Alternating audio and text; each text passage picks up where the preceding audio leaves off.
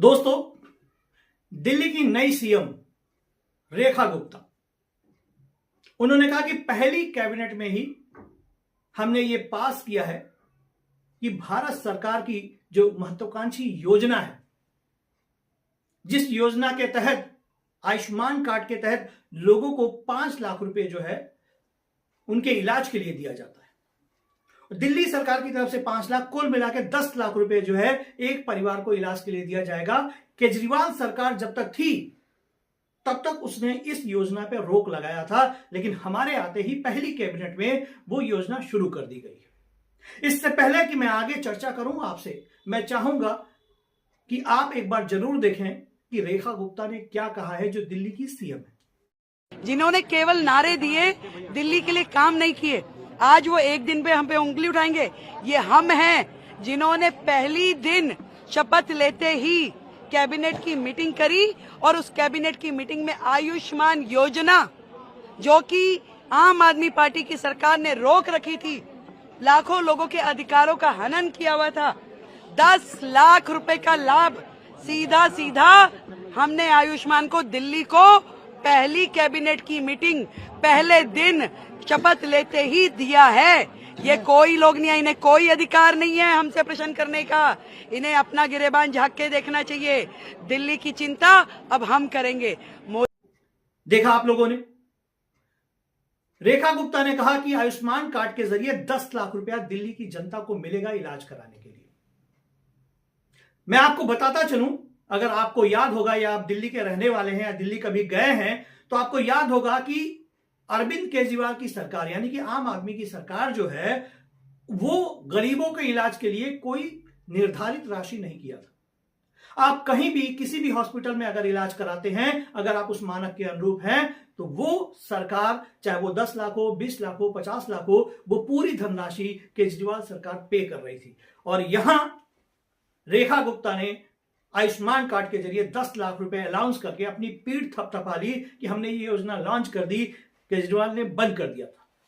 दिल्ली सरकार जो आज रेखा गुप्ता के हाथों में है, वो मुख्यमंत्री हैं वहां की, लेकिन दिल्ली की जनता को यह एहसास होगा कि केजरीवाल की योजना और इनकी योजना में क्या फर्क है। एक और वीडियो मैं रेखा जी का दिखाना चाहूंगा जो पुराना है, लेकिन उसे देख करके इनकी मानसिकता आपको समझ में आ जाएगी कि कैसी औरत को, कैसी महिला को हमने दिल्ली का सीएम बनाया है, आने वाला कल कैसा होगा और कितना बेहतर होगा इनके हाथों में दिल्ली का भविष्य। आइए देखते हैं। कल फ्री का खाते हैं, वहां पे 10 रुपए, मात्र 10 रुपए महीने की फीस में वो लोग वहां पे हॉस्टल में रहते हैं, वर्षों पड़े रहते हैं। पीएचडी के नाम पे 50-50 साल के वो आदमी वहां पे रह करके कि हम स्टूडेंट हैं और वहां पे रह रहे हैं, वो फ्री बिजली पानी इस्तेमाल करते हैं। आज यदि प्रशासन ने ये सोच करके कि वहां पे वो लाइट खुली छोड़ देते हैं, पंखे खुले छोड़ देते हैं, गीजर खुले छोड़ देते हैं, ऐसा सोच के अगर बिजली के चार्ज लगा दिए तो क्या बुरा किया है कि आप जितनी बिजली इस्तेमाल कर रहे हैं आपको पे करना होगा। आप जो भी हॉस्टल का नुकसान कर रहे हैं वो आपको पे करना होगा। 10 रुपए में क्या होता है? 10 रुपए आप चलते चलते किसी भिखारी को भीख भी दो तो वो मना कर देता है कि 10 रुपए नहीं लूंगा, और ऐसे में आप पूरे महीने हॉस्टल का कमरा इस्तेमाल कर रहे हैं 10 रुपए। उसे यदि प्रशासन ने 300 रुपए महीना कर दिया, आप स्टूडेंट हैं, आप 300 रुपए अफोर्ड नहीं कर सकते। एक तरफ आप लाख रुपए का मोबाइल जेब में डाल के चलते हैं, 3000 रुपए की जीन्स पहनते हैं, 2000 रुपए की टी शर्ट पहनते हैं, दारू पीते हैं, सिगरेट पीते हैं, जूते पहनते हैं 8-8 हजार रुपए के। 300 रुपए अफोर्ड करने में दिक्कत है, उसके लिए संसद पे जाके प्रदर्शन करते हो, संसद का समय खराब करते हो, लोगों को मिसगाइड करते हो, देशद्रोही काम करते हो। ऐसी यूनिवर्सिटी जो इस प्रकार से गंदी हरकतें करे, देशद्रोही काम करे, दिल्ली में, देश में होनी ही नहीं चाहिए। तुरंत प्रभाव से इसे बंद कर देना चाहिए ऐसे लोगों को जो हमारे देश के युवाओं को भ्रमित करे। मैं कहती हूं क्यों ना हम सब मिलकर के इनके खिलाफ प्रदर्शन करें कि जेएनयू को हमारे देश में होना ही नहीं चाहिए। देखा आप लोगों ने, रेखा गुप्ता ने कहा कि जेएनयू को बंद कर देना चाहिए। जेएनयू में फीस 10 रुपए थी, 300 हो गई। वहां के बच्चों ने विरोध किया और जब विरोध करके सरकार से मांग कर रहे थे कि फीस कम कर दी जाए, उस पर इनका यह बयान है। ये कहती है वहां के बच्चे 8-8 हजार के जूते पहनते हैं, 1-1 लाख के मोबाइल रखते हैं और 50 साल तक एक ही जगह रहते हैं। मेरा सवाल है ये रेखा गुप्ता जी से और भारत की जनता से भी, जेएनयू एक ऐसा कॉलेज है जिससे बहुत बड़े बड़े विद्यार्थी निकले हैं जो आज दुनिया के तमाम कोने कोने में जेएनयू का नाम रोशन कर रहे हैं, भारत का नाम रोशन कर रहे हैं। और इनकी पार्टी के भी कुछ लोग जेएनयू से पढ़े हुए हैं, लेकिन आज ये जेएनयू पे ही ताला लगवाना चाहती हैं।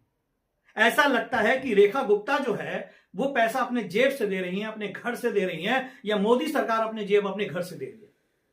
मैं आपको बताता चलूं कि वो पैसा इनकम टैक्स पेइयों का है, वो पैसा भारत की जनता का है, वो पैसा भारत की एक एक आवाम का है, जिससे जीएसटी के नाम पे, टैक्स के नाम पे गला दबा के लिया जा रहा है। तो कम से कम उनके बच्चे जो वहां पढ़ रहे हैं, जो गरीब तबके के बच्चे हैं, उनके ऊपर अगर खर्च किया जा रहा है तो कहां से बुरा है? मुझे तो कहीं से बुरा नहीं लगता। जेएनयू जैसे संस्थान को बंद करने की बात कर रही हैं।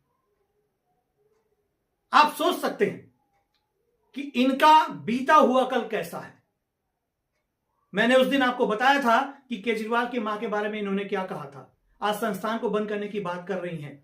खुलेआम ये महिला हैं रेखा गुप्ता जी, जो मुख्यमंत्री हैं दिल्ली की। भाई हम सब चाहते हैं कि दिल्ली का भविष्य बेहतर हो, दिल्ली के लिए अच्छा काम करें, लेकिन इनका बीता हुआ कल बताता है कि ये कितनी अच्छी साबित हो सकती है, ये तो आने वाला कल बताएगा। और न्यूज दिल से भारत हमेशा सच्चाई और अच्छाई की मजम्मत करता है। जेएनयू जैसे संस्थान बंद नहीं होने चाहिए, वो हमेशा चलने चाहिए, क्योंकि वहां से भारत के बच्चों का भविष्य बनता है। जो पिछड़े वर्ग के हैं, जो दलित वर्ग के हैं, जो अल्पसंख्यक हैं या ब्राह्मण हैं, हर तरह के बच्चे वहां पढ़ते हैं, उनके भविष्य को बेहतर बनाने के लिए जेएनयू काम करता है। और रेखा जी की सोच यहां बिल्कुल गलत है। अब दिल्ली की जनता रेखा जी के हाथों में है, और देखते हैं कि रेखा जी किन किन सुविधाओं से दिल्ली को बेहतर बनाती हैं। क्या महिलाओं को बस में ट्रेवलिंग सुरक्षा मिलेगी, फ्री किराया होगा, या ट्रेन में फ्री किराया होगा, या उनके लिए क्या क्या व्यवस्थाएं हैं। जैसे कहा गया था कि सरकार बनते ही दिल्ली की हर महिला के खाते में 2,500 रुपए जाएंगे। तो देखते हैं ये 2,500 कब तक पहुंचता है, रेखा जी इस पे कब बात करती हैं, कब दिल्ली की बहनों को ये 2,500 मिलता है। न्यूज दिल से भारत पूरी तरह नजर बनाए हैं। दोस्तों, मेरा ये वीडियो अगर आपको अच्छा लगे तो कमेंट करके अपनी राय जरूर दीजिए, और साथ में इस वीडियो को शेयर करिए, चैनल को सब्सक्राइब करिए, लाइक करिए, हमें कमेंट करके अपनी बात जरूर बताइए।